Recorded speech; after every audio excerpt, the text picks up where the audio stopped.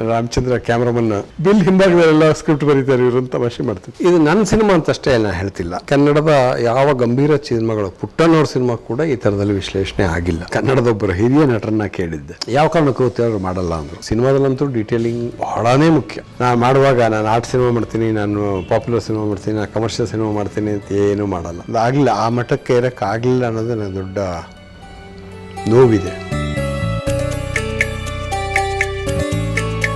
ಕಲಾಮಾಧ್ಯಮ ಒಂದು ಸಾಂಸ್ಕೃತಿಕ YouTube channel, ದಯವಿಟ್ಟು ಎಲ್ಲರೂ ಸಬ್ಸ್ಕ್ರೈಬ್ ಮಾಡಿ, ಪ್ರೋತ್ಸಾಹಿಸಿ.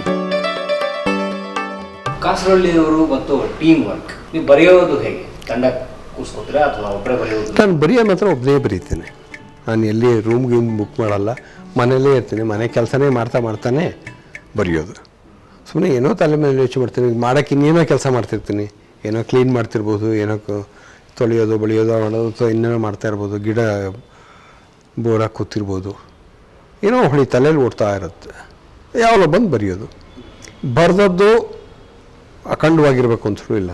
ಏನೋ ಪೀಸಲ್ಲಿ ನಾನು ಬರೆಯೋದು ನಿಮ್ಗೆ ಗೊತ್ತಿರ್ಬೋದು. ಯಾವತ್ತೂ ನಾನು ವೈಟ್ ಶೀಟ್ಸಲ್ಲಿ ಬರೆಯಲ್ಲ. ಯಾವುದೋ ಯೂಸ್ಡ್ ಪೇಪರ್ ಬಂದಿರುತ್ತಲ್ಲ, ಅದನ್ನ ಯಾಕೆ ವೇಸ್ಟ್ ಮಾಡೋದು ಅಂತ ಅವ್ರ ಹಿಂದ್ಗಡೆ ಬರೀತಾ ಇರ್ತೀನಿ. ರಾಮಚಂದ್ರ ಕ್ಯಾಮ್ರಾಮನ್ ರಾಮಚಂದ್ರ ತಮಾಷೆ ಮಾಡ್ತಿದ್ರು, ಇವರು ಬಿಲ್ ಮೇಲೆಲ್ಲ ಬರೀತಾರೆ ಅಂತ. ಬಿಲ್ ಹಿಂಭಾಗದಲ್ಲೆಲ್ಲ ಸ್ಕ್ರಿಪ್ಟ್ ಬರೀತಾರೆ ಇವರು ಅಂತ ತಮಾಷೆ ಮಾಡ್ತಿದ್ರು. ಅದು ಯಾಕೆ ಅಂತಂದರೆ ಅದು ಪಕ್ಕ ಆಗಿರಲ್ಲ. ಈಗ ಅಫ್ಕೋರ್ಸ್ ಕಂಪ್ಯೂಟರ್ ಆಗಿರೋದ್ರಿಂದ ಎಲ್ಲ ಮಾಡ್ತೀವಿ. ಮುಂಚೆ ಎಲ್ಲ ಹಾಗೆ ಪೀಸ್ ಏನೇನೋ ಐಡಿಯಾ ಬಂದಿದ್ದು ಬರ್ಕೊಳ್ತಾ ಹೋಗೋದು, ಬರ್ಕೊಂಡ್ಮೇಲೆ ಆಮೇಲೆ ಒಂಥರ ಇಟ್ಕೊಂಡು ಜೋಡಿಸ್ತಾ ಹೋಗೋದು. ಈಗ ಕೈ ಕೂತಿದೆ, ಬಟ್ ನಾನು ಈಗಲೂ ನಾನು ಬರೆದು ನನ್ನ ಅಸಿಸ್ಟೆಂಟ್ಸಿಗೆ ಕೊಡ್ತೇನೆ. ಯಾಕಂದರೆ ನಾನು ಬರೆಯೋದು ಫಾಸ್ಟಾಗಿ ಬರೀತೀನಿ. ಯಾಕಂದರೆ ಯೋಚನೆ ಮಾಡ್ತಾನೆ ಬರೀತಿರ್ತೀವಿ. ಟೈಪ್ ಮಾಡುವಾಗ ಹೆಚ್ಚು ಮೆಕ್ಯಾನಿಕಲ್ ಆಗ್ತೀವಿ. ಇನ್ ದ ಸೆನ್ಸ್ ಕೀ ಹುಡ್ಕೋದು. ಯಾಕಂದ್ರೆ ನಾನು ಸೈಂಟಿಫಿಕಾಗಿ ಪ್ರೊಫೆಷನಲಾಗಿ ಕಲ್ತಿಲ್ಲ ಟೈಪಿಂಗು. ಹಾಗಾಗಿ ಕೀ ಹುಡ್ಕೊಂಡು ಮಾಡ್ತಾಯಿರ್ತೀನಿ. ಸ್ವಲ್ಪ ಡಿಸ್ಟ್ರಾಕ್ಷನ್ ಇರುತ್ತೆ. ಇದಾದರೆ ಯೋಚನೆ ಮಾಡೋದು ಬರೆಯೋದು ಬೇರೆ ಬೇರೆ ಅಲ್ಲ. ಯೋಚನೆ ಮಾಡಿದು ಬರೀತಿತ್ತು. ಇಲ್ಲೇನಾದ್ರು ಸ್ಪೆಲ್ಲಿಂಗ್ ಮಿಸ್ಟೇಕ್ ಇದ್ದು ಗ್ರಾಮೆಟಿಕಲ್ ಇರೋದ್ರಲ್ಲಿ ಆಮೇಲೆ ತಿದ್ಕೋಬೋದು. ಕ್ರೋಸೋವಾ, ರೇ ಇವ್ರ ಸಾಲಿನಲ್ಲಿ ತಮ್ಮಿಟ್ಟು ಮಾತಾಡ್ತಾರೆ, ಹೇಗೆ? ಇಲ್ಲ, ಅದೆಲ್ಲ ತುಂಬ ಅತಿಶಯೋಕ್ತಿ. ಅದಾಗಲಿಲ್ಲ, ಆ ಮಟ್ಟಕ್ಕೆ ಇರೋಕ್ಕಾಗಲಿಲ್ಲ ಅನ್ನೋದು ನನಗೆ ದೊಡ್ಡ ನೋವಿದೆ. ಆಗ್ತಿತ್ತೇನೋ. ಅದಕ್ಕೆ ಏನಾಗಿದೆ, ಒಂದು ಆ ಥರದ ಕ್ರಿಟಿಕಲ್ ಫ್ಯಾಕಲ್ಟಿಯಲ್ಲಿ ಕ್ರಿಟಿಕಲ್ ಇದು ಬಂದಿಲ್ಲ. ಹಾಗೆ ನಾವು ಮಾಡಿದ್ದು ಏನು, ಅದರ ಸ್ಥಾನಮಾನ ಏನು ಅಂತ ಕೂಡ ನಮ್ಗೆ ಗೊತ್ತಾಗ್ತಿಲ್ಲ. ಆ್ಯಕ್ಚುಲಿ ಸಿನಿಮಾ ಮಾಡಿದಾಗ ಇನ್ನೊಬ್ಬರು ಪ್ರತಿಕ್ರಿಯೆ ಬಂದಾಗಲೇ ನಮ್ಗೆ ಗೊತ್ತಾಗೋದು ಅದು ಏನು ಅಂಥೇಳಿ. ಯಾಕಂದರೆ ನಾವು ಮಾಡಿರೋದು ಎಲ್ಲವೂ ಚೆನ್ನಾಗಿ ಕಾಣ್ತಿರುತ್ತೆ, ಅಥವಾ ಮಾಡಿರೋದು ಯಾವುದೂ ಚೆನ್ನಾಗಿ ಕಾಣಿಸ್ತಿರಲ್ಲ. ಅದು ಬಂದದ್ದು ಹೇಗೆ, ಏನಾಗಿದೆ ಅಂತ ನಿಮಗೆ ಒಂದು ಫೀಡ್ಬ್ಯಾಕ್ ಬರ್ತಾ ಇರಬೇಕು. ಅನ್ಫಾರ್ಚುನೇಟ್ಲಿ ಕರ್ನಾಟಕದಲ್ಲಿ ಅದು ಆಗ್ತಾ ಇಲ್ಲ. ಇಲ್ಲೊಂಥರದ ವಿಮರ್ಶಾ ಪರಂಪರೆ ಬೆಳೆದಿಲ್ಲ ಸಿನಿಮಾಗೆ ಸಂಬಂಧಪಟ್ಟ ಹಾಗೆ. ಸಾಹಿತ್ಯ ನೋಡಿ, ಒಂದು ಕೃತಿ ಬರೀತಿದ್ದಾಗೆ ಅದಕ್ಕೊಂದು 10 ಪ್ರತಿಕ್ರಿಯೆಗಳು ಬರುತ್ತೆ. ಅದರ ವಿಮರ್ಶೆ ಬರುತ್ತೆ, ವಿಶ್ಲೇಷಣೆಗಳು ಬರುತ್ತೆ, ಪರ ವಿರೋಧ ಬರ್ತಾ ಇರುತ್ತೆ. ಅಲ್ಲಿಂದ ಒಂದು ಮಂಥನ ಆಗಿ ಒಂದು ಇದು ಹುಟ್ಕೊಳ್ಳುತ್ತೆ. ಸಿನಿಮಾದಲ್ಲಿ ಆಗಲ್ಲ. ಎಷ್ಟೋ ಸಲ ಅನಿಸುತ್ತೆ, ನಾವು ಸಿನಿಮಾದಲ್ಲಿ ಮಾಡ್ತೀವಲ್ಲ, we are creating in a work of art in ಇದು ಅಂಥೇಳಿ ಐಸೋಲೇಷನ್ ಅಥವಾ ಒಂದು ಕನ್ನಡಿಗರಿಗೆ ಅರ್ಥ ಆಗಲಿಲ್ಲ. ಬಹುಶಃ ಇಡೀ ಜಗತ್ತು ನಿಮ್ಮನ್ನ ಗೌರವಿಸುತ್ತೆ. ಅಲ್ಲ, ಅದು ಏನಾಗಿದೆ ಹೇಳ್ತಾರೆ, ಬಟ್ ನಾನು ಇನ್ನೂ ಆ ಥರದ ಒಂದು ಇದು ಏನಾಗಬೇಕಿತ್ತು, ವಿಮರ್ಶೆಗಳು ಬರಬೇಕಿತ್ತು ಅಂತ ಅನಿಸುತ್ತೆ. ಕನ್ನಡದಲ್ಲಿ ಬಂದೇ ಇಲ್ಲ ಅಂತ ನಾನು ಹೇಳೋದು. ಬಂದೇ ಇಲ್ಲ, ಗೊತ್ತಿಲ್ಲ. ಕನ್ನಡದಲ್ಲಿ ಬಹಳ ಅನ್ಫಾರ್ಚುನೇಟ್ಲಿ ಏನಾಗಿದೆ ಅಂತಂದರೆ, ಇಲ್ಲಿ ಆ ಸಣ್ಣ ಪತ್ರಿಕೆಗಳಿತ್ತಲ್ಲ, ಅವೆಲ್ಲ ಮುಗಿದು ಹೋಗಿದೆ. ಆ ಕಾಲ ದೊಡ್ಡ ಪತ್ರಿಕೆಗಳಿಗೆ ಒಂದು ಸಣ್ಣ ಕಾಲಮ್ ಫಿಕ್ಸ್ ಮಾಡಿಬಿಟ್ಟಿದೆ. ನಮ್ಮಲ್ಲಿ ಅನೇಕ ವಿಮರ್ಶೆಗಳಿಗೆ ಅವರೇನೋ ಬರೆದಿರ್ತಾರಲ್ಲ, ಅದಕ್ಕಿಂತ ಹೆಚ್ಚು ಆಳವಾಗಿ ಸಿನಿಮಾವನ್ನು ಅರ್ಥ ಮಾಡಿಕೊಳ್ಳೋ ಶಕ್ತಿ ಇದೆ ಅನ್ನೋದು ನನಗೆ ಐ ಆಮ್ ಕ್ವೈಟ್ ಕನ್ವಿನ್ಸ್ಡ್. ಯಾಕಂದರೆ ಅವ್ರ ಜೊತೆಗೆ ಪ್ರತಿಕ್ರಿಯಿಸಿದಾಗೆಲ್ಲ ಇಷ್ಟು ಆಳವಾಗಿ ಅವರು ಅರ್ಥ ಮಾಡ್ಕೋತಾರೆ. ಅದನ್ನು ಎಲ್ಲಿ ಹೇಳೋದಿಲ್ಲಿ ಬರೆಯುವಾಗ ಬರೆಯುವಾಗ ಇಷ್ಟೇ ಕೊಡಿ, ಇಷ್ಟೇ ಕಾಲಮ್ ಫಿಕ್ಸ್ ಮಾಡಿರ್ತಾರೆ. ನೀವು ಆ ಕಾಲಮಲ್ಲಿ ಕತೆ ಹೇಳಿ ಮುಗಿಸ್ಬೇಕು. ಸೊ ಕತೆ ಹೇಳಿ ಮುಗಿಸೋದಕ್ಕೆ ಆಗುತ್ತೆ. ಒಂದು ವಿವರವಾದ ಅನುಸಂಧಾನ, ವಿವರವಾದ ವಿಶ್ಲೇಷಣೆ ಸಾಧ್ಯ ಆಗ್ತಾ ಇಲ್ಲ. ಅದು ಸಾಹಿತ್ಯದಲ್ಲಿ ಸಾಧ್ಯ ಆಗ್ತಿತ್ತು, ಯಾಕಂದರೆ ಅದರ ಸಣ್ಣ ಪತ್ರಿಕೆಗಳು ತುಂಬ ಆ ಥರದಕ್ಕೆ ಸ್ಪೇಸ್ ಕೊಡ್ತಾಯಿತ್ತು. ಲೈಕ್ ಲಂಕೇಶ್ ಥರದ್ದು ಅಥವಾ ಲಂಕೇಶ್ ಅಲ್ಲ, ಸಾಕ್ಷಿ ಇರ್ಬೋದು, ಸಂಚಯ ಇರ್ಬೋದು, ಎಷ್ಟೆಷ್ಟು ಪತ್ರಿಕೆಗಳಿತ್ತು. ಈಗ ನೋಡಿ, ನನ್ನ ಸಿನಿಮಾ ಉಳಿದೋದು ಗೊತ್ತಿಲ್ಲ, ನನ್ನ ಸಿನಿಮಾಗಳ ಬಗ್ಗೆ ಇಂಗ್ಲೀಷಲ್ಲೇ ಕನ್ನಡದ ಮನೋಚಕ್ರವರ್ತಿ ಅಂತ ಬರೆದದ್ದಿದೆ. ಭಾಳ ದೀರ್ಘವಾದ ವಿಶ್ಲೇಷಣೆ ಇದೆ. ಮಹಾರಾಷ್ಟ್ರದ ಒಂದು ಮ್ಯಾಗಝೀನಲ್ಲಿ ಸುಮಾರು 40-45 ಪುಟದ ವಿಶ್ಲೇಷಣೆ ಇದೆ ನನ್ನ ಸಿನಿಮಾಗಳ ಬಗ್ಗೆ. ಹಾಗೆ ಐನಾಪುರಿಯವರು ಬರೆದಿದ್ದು, ಬಟ್ ನನಗೆ ಓದೋಕ್ಕೆ ಬರಲ್ವಲ್ಲ, ಏನು ಬರ್ತೀರಿ ಅಂತ ಕೂಡ ಗೊತ್ತಿಲ್ಲ. ಹಾಗೆ ಮಲಯಾಳಮಲ್ಲಿ ಒಂದು ಸ್ಪೆಷಲ್ ಇಶ್ಯೂ ಬಂದಿತ್ತು ಕಾಸರವಳ್ಳಿ ಸಿನಿಮಾದ ಬಗ್ಗೆ, ಅದು ಮನೋಜ್ ಇವ್ರು ಬರ್ತದ್ದು. ಅದು ಕೂಡ ನನಗೆ ಗೊತ್ತಿಲ್ಲ, ಬಂದಿದೆ ಅಂತ ಗೊತ್ತಾಗುತ್ತೆ. ತೆಗೆದು ನೋಡಿದ್ರೆ ಬರೀ ಅವ್ರು ಪುಸ್ತಕ ಕಳಿಸಿರ್ತಾರೆ, ನೋಡಿದರೆ ಬರೀ ಫೋಟೋಗಳಿರುತ್ತೆ, ಎಷ್ಟು ಪೇಜ್ ಇದೆ ಅಂತ ಗೊತ್ತಾಗುತ್ತೆ ಅಷ್ಟೇ, ಅದಕ್ಕಿಂತ ಹೆಚ್ಚು ಏನು ಗೊತ್ತಾಗಲ್ಲ. ಇದು ನನ್ನ ಸಿನಿಮಾ ಅಂತಷ್ಟೇ ನಾನು ಹೇಳ್ತಿಲ್ಲ, ಕನ್ನಡದ ಯಾವ ಗಂಭೀರ ಸಿನಿಮಾಗಳು, ಪುಟ್ಟಣ್ಣವ್ರ ಸಿನಿಮಾ ಕೂಡ ಈ ಥರದಲ್ಲಿ ವಿಶ್ಲೇಷಣೆ ಆಗಿಲ್ಲ. ರಾಜ್ಕುಮಾರ್ ಸಿನಿಮಾಗಳನ್ನು ಈ ತರಹದಲ್ಲಿ ವಿಶ್ಲೇಷಣೆ ಆಗಿಲ್ಲ. ಆಮೇಲೆ ಅದಕ್ಕೆ ಹೇಳಿದ್ದು, ಫಿಲ್ಮ್ ಆ್ಯಸ್ ಎ ಲ್ಯಾಂಗ್ವೇಜ್ ನಮ್ಮಲ್ಲಿ ಎವಾಲ್ವ್ ಆಗಿದೆ, ಬಟ್ ಅದರ ಕ್ರಿಟಿಸಿಸಮಲ್ಲಿ ಅದನ್ನು ನಾವು ದಾಖಲಿಸಿಲ್ಲ, ಗುರುತಿಸ್ತಾ ಇಲ್ಲ. ಸಿನಿಮಾ ವಿಮರ್ಶೆಯಲ್ಲಿ ಅದು ಅಷ್ಟು ದೀರ್ಘವಾದ ವ್ಯಾಖ್ಯಾನಗಳು ಬರ್ತಾ ಇಲ್ಲ. ಮಾಡಬೇಕು ಭಾಳ. ನಾವು ಹಿಂದೆಲ್ಲ ನಾನೇ ಒಂದೆಲ್ಲ ಅವಾಗ ಸಣ್ಣ ಪತ್ರಗಳಿದ್ದಾಗ ಬರೀತಾ ಇದ್ದೆ, ಅವಾಗ ತುಂಬ ಬರ್ತಾಯಿತ್ತು. ಇವತ್ತು ಅನ್ಫಾರ್ಚುನೇಟ್ಲಿ ಕನ್ನಡದಲ್ಲಿ ಆ ಥರ ಸಣ್ಣ ಪತ್ರಿಕೆಗಳ ಕಾಲ ಮುಗೀತು. ಈ ಕೆಲವು ಪತ್ರಿಕೆ, ಆವಾಗ ಎಷ್ಟರ ಪತ್ರಿಕೆಗಳು ಇರ್ತಿತ್ತಲ್ಲ. ಪಾಪ್ಯುಲರ್ ಸಿನಿಮಾ ಪತ್ರಿಕೆ ಅಂತ ಕರಿತಿದ್ದಂಥ ಮೇನಕಾ ಲಾವಣ್ಯದಲ್ಲಿ ಕೂಡ ಗಂಭೀರವಾದ ಲೇಖನಗಳನ್ನು ನಾವು ಹಾಕ್ತಾಯಿದ್ವಿ, ಅನಲಿಟಿಕಲ್ ಆದಂಥ. ಈವನ್ ಸಿನಿಮಾ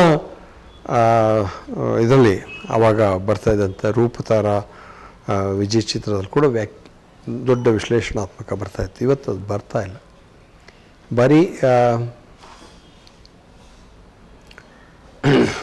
ನಟ ನಟಿಯರು ಮತ್ತು ಆ ಗಾಸಿಪ್ಗಳಿಗೆ ಇದಾಗತ್ತೆ ಹೊರತು. ಅವಾಗೆಲ್ಲ ನನಗೆ ಇನ್ನೂ ನೆನಪಿದೆ, ನಾನು ಬಂದ ಶುರುವಿನಲ್ಲಿ ಟೆಕ್ನಿಷಿಯನ್ಸ್ ಬಗ್ಗೆನೇ ಅವರ ತಂತ್ರಗಾರಿಕೆಯ ಬಗ್ಗೆನೇ ಲೇಖನಗಳು ಬರ್ತಾಯಿತ್ತು. ಎಸ್ ರಾಮಚಂದ್ರ ಅವರ ವೈಶಿಷ್ಟ್ಯ ಏನು ಅಂತ ಒಂದು ಪತ್ರಿಕೆಯಲ್ಲಿ ನಾನು ಓದಿದ್ದೆ. ಅದನ್ನು ಮತ್ತು ಟಾಮ್ ಕೋವನ್ ಅವರ ಶೈಲಿಯ ಬಗ್ಗೆ ಒಂದು ವಿಮರ್ಶಾತ್ಮಕವಾದ ಒಂದು ದೊಡ್ಡ ಲೇಖನ ಬಂದಿತ್ತು. ಮೊನ್ನೆ ಶ್ರೀಕಾಂತ್ ಅವರು ತೀರ್ಕೊಂಡ್ರು. ಒಂದು ಲೇಖನ ಕೂಡ ಅವರ ಕಾಣಿಕೆ ಏನು ಅಂತ ಹೇಳಿಲ್ಲ. ಅಂದರೆ ಅವರು ಇಷ್ಟು ಸಿನಿಮಾ ಮಾಡಿದರು, ಇಷ್ಟು ಅವಾರ್ಡ್ ಬಂತು, ಅದಲ್ಲ. ಅನಲಿಟಿಕಲ್ ಮಾತಾಡಬೇಕಿತ್ತು. ಈಗ ಒಬ್ಬೊಬ್ಬರು ಒಂದೊಂದು ಸ್ಟೈಲಲ್ಲಿ ಇರ್ತಾರಲ್ಲ. ಒಂದು ಆ ತಂತ್ರಜ್ಞರಿಗೆ ಅಷ್ಟು ಮಾತಾಡೋಕ್ಕೆ ಬರದೇ ಹೋಗಿರಬಹುದು, ಬಟ್ ವಿಮರ್ಶಕರು ಅಥವಾ ಸಿನಿಮಾ ಶಾಸ್ತ್ರಜ್ಞರು ಅವರು ಅದನ್ನು ಮಾಡಬೇಕಿತ್ತು. ಆ ಥರ ಬರಲಿಲ್ಲ ಅಂತ ಅನ್ಸುತ್ತೆ. ಇದು ಬೇರೆ ಭಾಷೆಯಲ್ಲಿ ಬಂದಿದೆ ಅಂತ ನಾನು ಕೇಳಿದ್ದೀನಿ. ಉದಾಹರಣೆಗೆ ಮಲಯಾಳಮಲ್ಲಿ ಬೇರೆ ಬೇರೆ ಏನೋ ಇದರ ಬಗ್ಗೆ ವ್ಯಾಖ್ಯಾನಗಳು ಕೇಳಿದ್ದೀನಿ. ಅವರ ಸ್ಟೈಲು, ಅವರ ರಾಜಕೀಯ ನಿಲುವು, ರಾಜಕೀಯ ಅಂತಂದರೆ ಪೊಲಿಟಿಕಲ್ ಅಲ್ಲ, ಅವರ ಸೈದ್ಧಾಂತಿಕ ಸ್ವರೂಪ, ನೆಲೆಗಳು ಇದರ ಬಗ್ಗೆ ಬಂದಿದೆ ಅಂತ ಕೇಳಿದ್ದೀನಿ. ಆ ರೀತಿಯಲ್ಲಿ ಸಿನಿಮಾ ಶಾಸ್ತ್ರದ ಬಗ್ಗೆ ನಮ್ಮಲ್ಲಿ ಇನ್ನೂ ದೀರ್ಘವಾದ ಅನಾಲಿಸಿಸ್ ಬಂದಿಲ್ಲ. ಅಂತ ಸೀರಿಯಸ್ನೆಸ್ ಇನ್ನೂ ಗೊತ್ತಿಲ್ಲ. ಸಿನಿಮಾ ಅಂದರೆ ಇನ್ನೂ ಸ್ವಲ್ಪ ಅದೇನೋ ಅಲ್ಲ, ಅದೇ ಗೊತ್ತಿದ್ದರೂ ಎಲ್ಲಿ ಬರೆಯಬೇಕು? ಕನ್ನಡದಲ್ಲಿ ತುಂಬ ಜನ ಆ ಥರ ವೇದಿಕೆಯಲ್ಲಿದೆ. ಯಾವ ಪತ್ರಿಕೆಯಲ್ಲಿ ಬರೀಬೇಕು? ಅದೇ ಅದೀಗ ಹೊಸ ಇದು ಬೆಳವಣಿಗೆ. ಡಿಜಿಟಲ್ ಪ್ಲ್ಯಾಟ್ಫಾರ್ಮಲ್ಲಿ ಇದನ್ನು ಹೇಗೆ ಬಳಸ್ಕೋಬೋದು ಅಂತ ಯೋಚನೆ ಮಾಡಬೇಕು. ಆ್ಯಂಡ್ ಕಾಸರವಳ್ಳಿಯವ್ರ ಬಗ್ಗೆ ನೀವೊಂದು ಕಡೆ ಎಲ್ಲೋ ಹೇಳಿದ್ರಿ, ನನಗೆ ಇದು ಜೀವನ ಅಲ್ಲ, ಜೀವನಕ್ಕೆ ನನ್ನ ತೋಟ ಇದೆ, ಊರಲ್ಲಿ ಜೀವನ ಅಲ್ಲ ಅಂತ. ಹೇಗೆ ಅದು ನಿಮಗಿದು ಬದುಕು ಅಲ್ಲವೇ? ಅಲ್ಲ, ಇದರಿಂದಲೇ ಬದುಕಬೇಕಾಗಿಲ್ಲ ಅಂತ. ಅಂದರೆ ಕೆಲವರಿಗೆ ಅನಿವಾರ್ಯತೆ ಇರುತ್ತೆ. ಹಾಗಾಗಿ ಯಾರೊಬ್ಬ ಒಳ್ಳೆ ಸಿನಿಮಾ ಮಾಡಿದ, ಒಬ್ಬ ಕೆಟ್ಟ ಸಿನಿಮಾ ಮಾಡ್ತಾನೆ, ಅದ್ರ ಬಗ್ಗೆ ಬಹಳ ಕಮೆಂಟ್ ಮಾಡೋಕ್ಕೆ ಹೋಗಲ್ಲ. ಯಾಕಂತಂದರೆ ಕೆಲವರಿಗೆ ಅನಿವಾರ್ಯತೆ ಇರುತ್ತೆ. ಒಂದು ವರ್ಷಕ್ಕೊಂದು ಸಿನಿಮಾ ಮಾಡಲೇಬೇಕಾಗಿರುತ್ತೆ. ಆವಾಗ ಒಂಥರದ ಒತ್ತಡ ಇರುತ್ತೆ. ನಮ್ಮಲ್ಲಿ ತುಂಬ ಜನ ಲೇಖಕರು ಕಾದಂಬರಿ ಬರೆದು ಬಿಸಾಕ್ತಾರೆ ಅಂತ ಮನುಷ್ಯ ಮಾಡ್ತಾರಲ್ಲ, ಅದು ಅನಿವಾರ್ಯ ಆಗಿರುತ್ತೆ ಅವರಿಗೆ. ಪುಸ್ತಕದಲ್ಲಿ ಬರೀತಾರೆ. ನಮ್ಮ ತುಂಬ ಜನ ಆವಾಗಿನ ಕಾಲದ ಅನಕೃಷ್ಣರು ಥರ ಸುಬ್ರಹ್ಮಣ್ಯ ಬಗ್ಗೆ ಈ ಥರದ ಮಾತುಗಳನ್ನ ಕೇಳಿ ಬರೆದು ಬಿಸಾಕ್ತಾ ಇದ್ರು. ಬಟ್ ಆದರೆ ಆ ಒತ್ತಡ ಇತ್ತು ಅವರಲ್ಲಿ, ಅನಿವಾರ್ಯತೆ ಇತ್ತು. ಆ ಒಂದು ಲೆಜರ್ಲಿ ಇದು ಯಾವಾಗ ಸಾಧ್ಯ ಆಗುತ್ತೆ ಅಂತಂದರೆ ಒಂದು ಲೈಫಲ್ಲಿ ಒಂಥರದ ಕಂಫರ್ಟ್ಸ್ ಇದ್ದರೆ ಮಾತ್ರ ಸಾಧ್ಯ ಆಗುತ್ತೆ. ಆವಾಗ ನನಗೆ ಬೇಕಿದ್ದರೆ ನಾನು ಕಾದಂಬರಿ ಬರಿತೀನಿ, ಇಲ್ದಿರ ಬರೆಯಲ್ಲ ಅಂತ. ಅದಕ್ಕೆ ನಾವಿದ ನಂತರ ಎಲ್ಲರೂ ಪ್ರೊಫೆಸರು ಅವರು ಇವರು ಆಗಿದ್ರಲ್ಲ, ಅವ್ರಿಗೆ ಬೇಕಾದಾಗ ಬರೀತಿದ್ರು ಅಷ್ಟೇ, ಉಳಿದ ಟೈಮಲ್ಲಿ ಬರೀತಿರಲ್ಲ. ಯಾಕಂದರೆ ಅವರಿಗೆ ಜೀವನೋಪಾಯಕ್ಕೆ ಒಂದಿತ್ತು. ನಾನು ಹೇಳೋದು ಅದು, ನನಗೆ ಜೀವನೋಪಾಯಕ್ಕೇನು ಸಮಸ್ಯೆ ಇಲ್ಲ.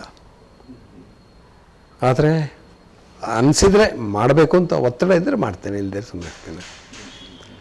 ಎಷ್ಟೋ ಜನ ಕೇಳ್ತೇನೆ, ನೀವು ಯಾಕೆ ಡಾಕ್ಯುಮೆಂಟ್ರಿ ಮಾಡ್ತಿಲ್ಲ ಅಂತ.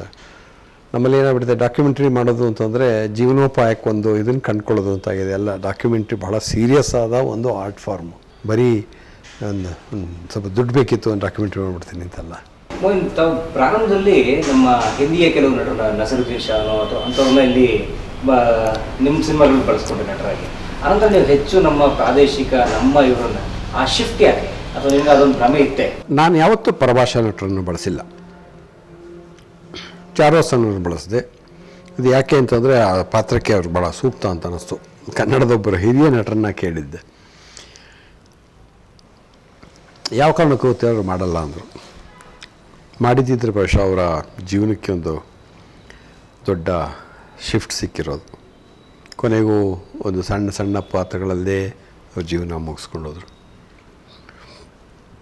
ಕೊನೆಗೆ ಅನಿವಾರ್ಯವಾಗಿ ಏನು ಮಾಡೋದು ಅಂತ ಗೊತ್ತಲ್ಲ. ಕೊನೆಗೆ ಚಾರೋಸನವ್ರನ್ನ ಮೂನ್ರಂಪಿರೇನಲ್ಲಿ ಒಂದು ಶಾರ್ಟ್ನಲ್ಲಿ ನೋಡಿದೆ, ಭಾಳ ಇಂಪ್ರೆಸಿವ್ ಆಗಿ ಕಂಡ್ರು. ಕೇಳಿದೆ, ಮಾಡ್ತೀನಿ ಅಂದರು. ಮನೆ ಸಿನಿಮಾಕ್ಕೆ ಬಜೆಟ್ ಜಾಸ್ತಿ ಬೇಕಾಗಿತ್ತು, NFTC ಕೇಳಿದೆ. ಅವ್ರು ಹೇಳಿದ್ರು, ಇಲ್ಲ ಕನ್ನಡದಲ್ಲೇ ಮಾಡೋದಾದರೆ ಆ ಬಜೆಟ್ ಕೊಡೋಕ್ಕಾಗಲ್ಲ, 2 ಭಾಷೆನಲ್ಲಿ ಮಾಡು ಅಂತಂದು. ಮಾಡ್ತೀನಿ ಅಂತಂದೆ. ಯಾರನ್ನ ಹಾಕೋತೀಯ ಅಂತ ಅವ್ರು ಹೇಳಿದ್ರೆ, ನಸರುದ್ದೀನ್ ಶಾ ಹಾಕೋತೀನಿ, ಯಾಕಂದ್ರೆ ನನ್ನ ಕ್ಲಾಸ್ಮೇಟು. ಸ್ವಲ್ಪ ರ್ಯಾಪು ಇರುತ್ತೆ ಪೂನಾದಲ್ಲಿ, ನಾವಿಬ್ಬರು ಬ್ಯಾಚ್ಮೇಟ್ಸು. ಆಮೇಲೆ ಇನ್ನೊಬ್ಬರು ನಟಿನ ಹೇಳಿದೆ, ಅವ್ರನ್ನ ಹಾಕೋತೀನಿ ಅಂತಂದೆ. ಬಟ್ ಎಲ್ಲ ಆಗೋಷ್ಟೊತ್ತಿಗೆ ಆಮೇಲೆ ಗೊತ್ತಾಯಿತು, ಆ ನಟಿ ಶಿ ಈಸ್ ಕ್ಯಾರಿಂಗ್ ಅಂಥೇಳಿ, ಆ್ಯಂಡ್ ಇಟ್ಸ್ ಸೀನ್. ಅಷ್ಟೊತ್ತಿಗೆ NFC ಹೇಳಿದ್ರು, ಇಲ್ಲ ಅವ್ರು ಬೇಡ, ದೀಪ್ತಿ ಹಾಕ್ಕೊಳ್ಳಿ ಅಂತ. ಆಯಿತು, ಹಾಕ್ಕೊಳ್ತೀನಿ. ಅವರು ರೋಹಿಣಿ ಅಟ್ಟಂಗಡಿಯಿಂದ. ಯಾಕಂದರೆ ಬೈಲಿಂಗ್ವೆಲ್ ಆಗಿತ್ತು, ಅದೊಂದೇ ಫಿಲ್ಮ್ ನಾವು ಬೈಲಿಂಗ್ವೆಲ್ ಮಾಡಿದ್ದು, ಹಿಂದಿ.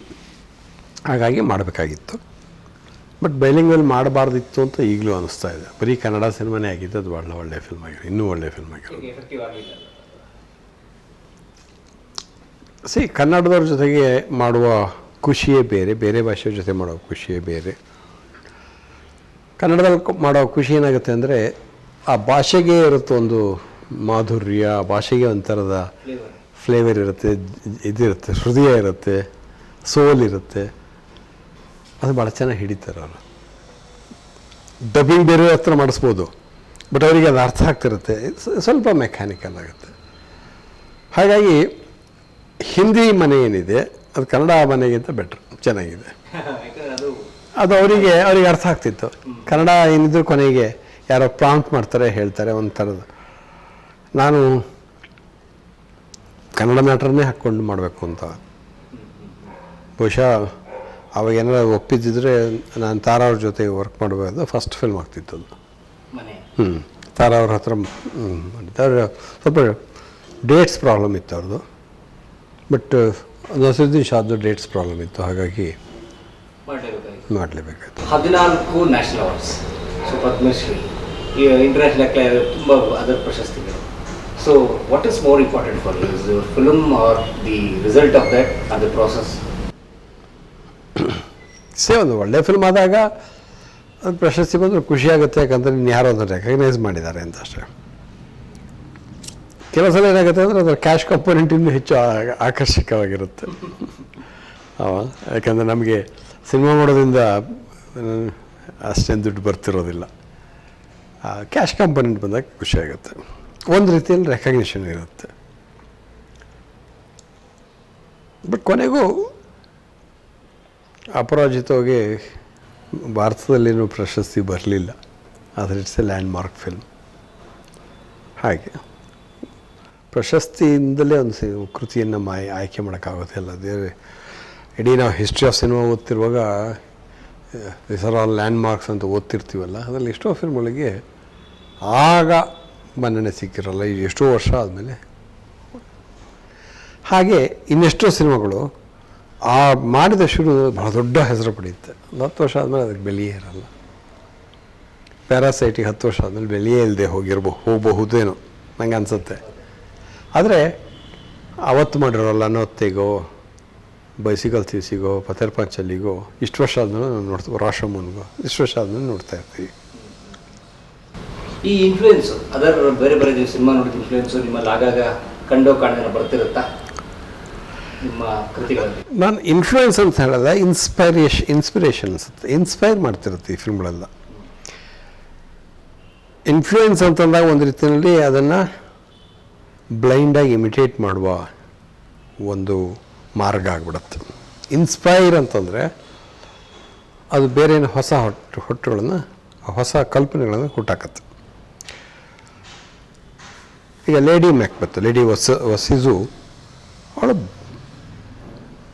ಥ್ರೋನ್ ಆಫ್ ಬ್ಲಡಲ್ಲಿ ಆಕೆ ಒಬ್ಬಳು ಪ್ರೆಗ್ನೆಂಟ್ ರಾಣಿ, ಗರ್ಭಿಣಿ. ಹಾಗಾಗಿ ಇಡೀ ಕುರುಸವ ಅವಳ ಕ್ರೌರ್ಯಕ್ಕೆ ಅದಕ್ಕೊಂದು ಕಾರಣ ಕೊಡ್ತಾನೆ.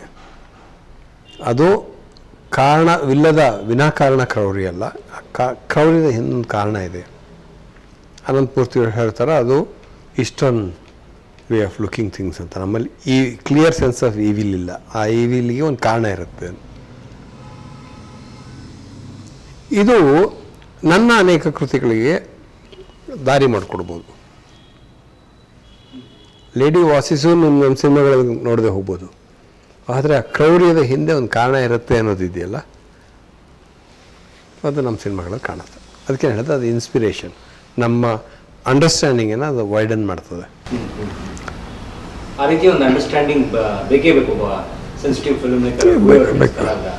ಒಂದು ಕಾರಂತರನ್ನು ಓದ್ತಿರುವಾಗ ಅವರು ಪಾತ್ರಗಳನ್ನು ಯಾವ ರೀತಿಯಲ್ಲಿ ಒಂದು ಹೆಣಿತಾರೆ, ಸಣ್ಣ ಸಣ್ಣ ಗೆಸ್ಚರ್ಗಳ ಮೂಲಕ, ಸಣ್ಣ ಸಣ್ಣ ಅವರ ಡಿಟೇಲಿಂಗ್. ಸಿನಿಮಾದಲ್ಲಂತೂ ಡಿಟೇಲಿಂಗ್ ಬಹಳನೇ ಮುಖ್ಯ. ನಮ್ಮ ಮೇನ್ ಸ್ಟ್ರೀಮ್ ಸಿನಿಮಾದ ಒಂದು ದೊಡ್ಡ ದೌರ್ಬಲ್ಯ ಏನು ಅಂತಂದರೆ ಡಿಟೇಲಿಂಗೇ ಇರಲ್ಲ. ಅವನು ಪೊಲಿಟಿಷಿಯನ್ ಆದರೂ, ಅವನೊಬ್ಬ ಸ್ಕೂಲ್ ಟೀಚರ್ ಆದರೂ, ಅವನೊಬ್ಬ ಬರೀ ಪೂಜೆ ಭಟ್ಟ ಆದರೂ, ಅವನೊಬ್ಬ ಹಮಾಲಿ ಆದರೂ, ಅವನು ಬೇರೆ ಯಾವ ಡೀಟೇಲು ವ್ಯತ್ಯಾಸ ಆಗಲ್ಲ. ಡೈಲಾಗ್ ಮಾತ್ರ ವ್ಯತ್ಯಾಸ ಆಗುತ್ತೆ. ಹಂಗೆ ಸಿನಿಮಾದಲ್ಲಿ ವರ್ಕ್ ಆಗಲ್ಲ. ಸಿನಿಮಾದಲ್ಲೇ detailing is very very important. ಯಾಕಂದರೆ ಕೊನೆಗೂ ದೃಶ್ಯಗಳು ಹರಳುಗಟ್ಟೋದು ಈ ತರಹದ ಡೀಟೇಲಿಂಗ್. ಸೊ ಎಷ್ಟೋ ಜನ ನಾನು ಸ್ಕ್ರಿಪ್ಟ್ ಬರೆಯುವಾಗ ನೆರೇಟ್ ಮಾಡ್ತಾ ಇರ್ತೀನಲ್ಲ, ಚೆನ್ನಾಗಿದೆ ಬರೀರಿ ಅಂತ ನಾನು ಹೇಳ್ತೇನೆ. ಬರೆಯಲ್ಲ, ಯಾಕೆ ಬರಿತಿಲ್ಲ ಕೇಳ್ತಾನೆ. ಹೇಳಿದ್ರೆ ನನಗೆ ಡೀಟೇಲ್ಸ್ ಹೊಳಿತಾ ಇಲ್ಲ. ನನ್ನ ಕಥಾ ಹಂದ್ರ ಹೊಳೆದಿದೆ, ನಾನು ನಿಮಗೆ ನೆರೇಟ್ ಮಾಡಿದ ಕಥಾ ಹಂದ್ರ. ಬಟ್ ಡೀಟೇಲಿಂಗ್ ಭಾಳ ಇಂಪಾರ್ಟೆಂಟ್. ಹೆಂಗೆ ಶುರುವಾಗುತ್ತೆ, ಅವನು ಎಲ್ಲಿ ಕೂತಿರ್ತಾನೆ, ಅವನು ಎಲ್ಲಿ ಮಲಗಿರ್ತಾನೋ, ಕೂತಿರ್ತಾನೋ, ಪ್ಯಾಂಟ್ ಹಾಕ್ಕೊಂಡಿರ್ತಾನೋ, ಊಟ ಮಾಡ್ತಿರ್ತಾನೋ, ಅವೆಲ್ಲವೂ ಭಾಳ ಮುಖ್ಯ ಆಗತ್ತೆ. ಆ ಡೀಟೇಲಿಂಗ್ ಹೊಳಿದೇ ಹೋದರೆ ಹಿಂದೇನಿರುತ್ತೆ, ಮುಂದೇನಿರುತ್ತೆ, ಟಿ ವಿ ಇರುತ್ತೋ, ಕಾರ್ ಇರುತ್ತೋ, ಬರೆಯೋಕ್ಕಾಗಲ್ಲ. ಮುಂದಿನ ಯೋಜನೆ ಸರ್ ಏನು ಮಾಡೋದು? ಈಗ ಯಾರೊಬ್ಬರು ಸಿನಿಮಾ ಮಾಡಿ ಅಂತ ಹೇಳಿದ್ದಾರೆ. ಕೋವಿಡ್ ಆದಮೇಲೆ ಏನಾಗುತ್ತೆ ಗೊತ್ತಾಯಿಲ್ಲ. ಲಾಕ್ಡೌನ್ ಓಪನ್ ಅಥವಾ ಇದೆಲ್ಲ ಆದಮೇಲೆ ಈಗಷ್ಟೇ ಯಾರೊಬ್ಬರು ಪ್ರಶ್ನೆ ಕಳಿಸಿರೋ ಒಂದಷ್ಟು, ಕೋವಿಡ್ ನಂತರ ಸಿನಿಮಾದ ಕಥೆ ಏನಾಗುತ್ತೆ ಅಂತ. ಸಿನಿಮಾ ಏನಾಗುತ್ತೆ ಅಂತ ನನಗೂ ಗೊತ್ತಿಲ್ಲ. ಈಗ ತುಂಬ ಜನ ನಿರಾಶೆಯಿಂದ ಏನೇನೋ ಮಾತುಗಳನ್ನ ಆಡ್ತಾರೆ. ಆದರೆ ಸಿನಿಮಾ ಅಥವಾ ಕಲೆ ಹಂಗೆ ಅಫೆಕ್ಟ್ ಆಗುತ್ತಾ ಗೊತ್ತಿಲ್ಲ.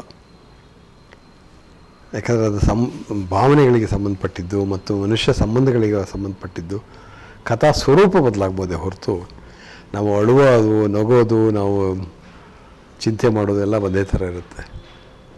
ಅದೆಷ್ಟರ ಮಟ್ಟಿಗೆ ಅಫೆಕ್ಟ್ ಆಗುತ್ತೋ ಗೊತ್ತಿಲ್ಲ. ಬಟ್ ನನಗಂತೂ ನಾನು ಭಾಳ ಡ್ರಾಸ್ಟಿಕ್ ಅದೇನೋ ಬದಲಾವಣೆ ಆಗತ್ತೆ ಅಂತ ತಿಳ್ಕೊಂಡಿಲ್ಲ. ಇದರಲ್ಲಿ ಡ್ರಾಸ್ಟಿಕ್ ಆಗ್ಬೋದು, ಯಾವುದರಲ್ಲಿ ಅದನ್ನು ತಲುಪಿಸುವ ಕ್ರಮದಲ್ಲಿ. ಡಿಜಿಟಲ್ ಬಂದ ಹಾಗೆ ಹೇಗೆ ಸಿನಿಮಾ ಥಿಯೇಟ್ರಿಗೆ ಹೋಗದೆ ಬೇರೆ ಥರ ಸಿನಿಮಾ ನೋಡೋದು ಶುರು ಮಾಡಿದ್ವು, ಆ ಥರ ವ್ಯತ್ಯಾಸ ಆಗ್ಬೋದು. ಬಹುಶಃ ರೂಮಲ್ಲೇ ಕೂತು ನೋಡೋ ಹಾಗೆ ಬೀಮ್ ಆಗ್ಬೋದು, ಇನ್ನೇನೋ ಆಗ್ಬೋದು.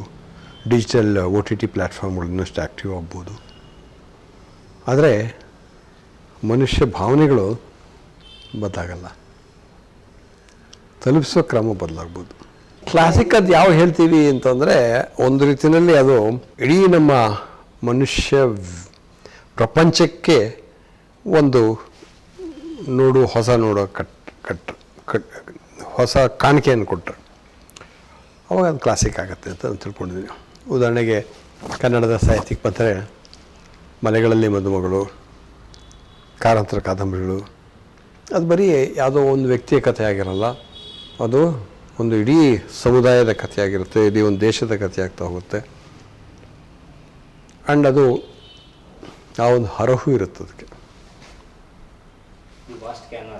ಕ್ಯಾನ್ವಾಸ್ ದೊಡ್ಡದಿರುತ್ತೆ,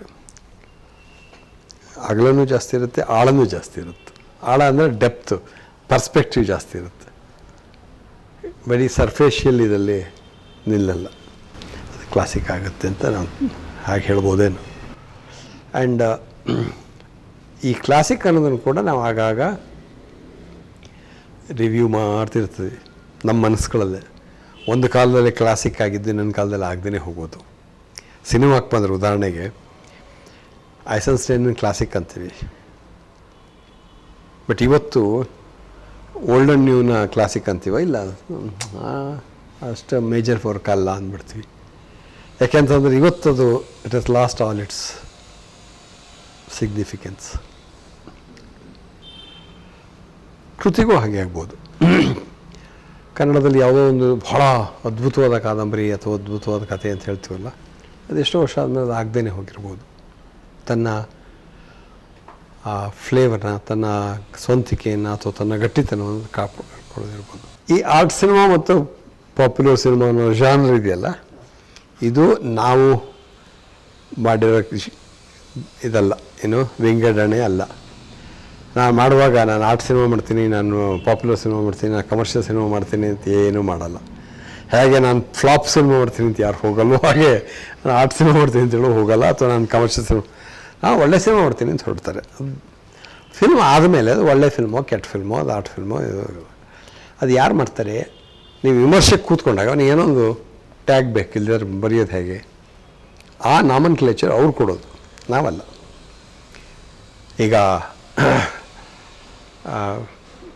ಪತಿರ ಪಾಂಚಾಲಿ ಮಾಡೋದೇ ಆಗಲಿ, ರಾಷ್ಟ್ರಮೂಲ್ ಮಾಡೋದೇ, ಅವನೇನು ನಾನು ಆರ್ಟ್ಸ್ ನೋಡ್ತೀನಿ ಅಂತ ಹೋಗಿದ್ದಲ್ಲ, ಮಾಡ್ತಾನೆ, ಅದು ಆಗುತ್ತಷ್ಟೆ. ತುಂಬ ಕನ್ನಡದ ಕಥೆಗಾರರು ಕೆಲವು ಸಲ ಶ್ರಮ ಹಾಕಿ ಮಾಡಿರ್ತಾರೆ, ಅದು ಏನೂ ಆಗಿರಲ್ಲ. ಕೆಲಸ ಸುಮ್ಮನೆ ಹಿಂಗೆ ಬರೆದು ಕೊಟ್ಬಿಟ್ಟಿರ್ತಾರೆ, ಯಾಕಂದರೆ ಡೆಡ್ಲೈನ್ ಬಂದಿರುತ್ತೆ, ದೀಪಾವಳಿ ಶಿವಿನ ಎಲ್ಲಿಗೂ ಬರಬೇಕಾಗಿರುತ್ತೆ, ಬರೆದು ಕಳಿಸಿರ್ತಾರೆ, ಅದು ಭಾಳ ಲೇಟ್ ವರ್ಕ್ ಆಗಿಬಿಟ್ಟಿರುತ್ತೆ. ಸೊ ಅದು ಆಗೋದು ಆ ಕೃತಿ ಒಳಗಡೆ ಹೇಗೆ ತೆರ್ಕೊಳ್ತಾ ಹೋಗುತ್ತೆ ಅಂತ ವಿಶ್ವವನ್ನು. ಸೊ ಆರ್ಟ್ ಸಿನಿಮಾ ಅನ್ನೋ ಕಾನ್ಸೆಪ್ಟೇ ತಪ್ಪದು.